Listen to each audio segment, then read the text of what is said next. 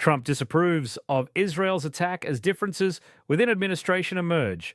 Israel had developed plans to attack Iran's nuclear facilities and would have needed US assistance to carry out the attack. However, some administration officials had doubts about the attack, which they had conveyed to President Trump. Trump was forced to listen to the cabinet under pressure. While Israel planned to attack Iranian nuclear facilities next month, President Trump recently opted to halt the attack and move toward negotiations with Tehran to limit its nuclear program. The decision came after ongoing debates within the administration over whether to pursue diplomacy or support Israel in pushing back Iran's ability to acquire nuclear weapons. These discussions came at a time when Iran is weakened militarily and economically.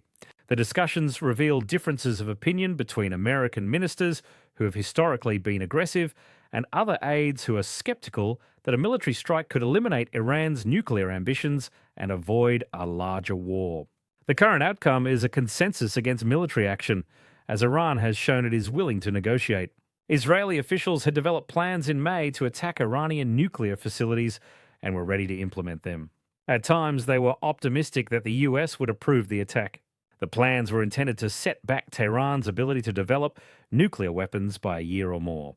Most of these plans called for US assistance both to defend Israel against possible Iranian retaliation and to ensure the success of an Israeli attack, placing the US at the center of the attack. For now, Trump has opted for diplomacy over military action. In his first term, he cancelled the Iran nuclear deal negotiated by the Obama administration.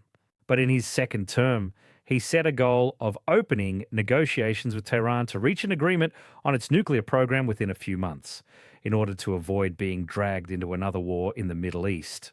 Earlier this month, Trump informed Israel that the US would not support an attack. In his meeting with Netanyahu in Washington last week, he announced in an Oval Office meeting that the US had begun negotiations with Iran.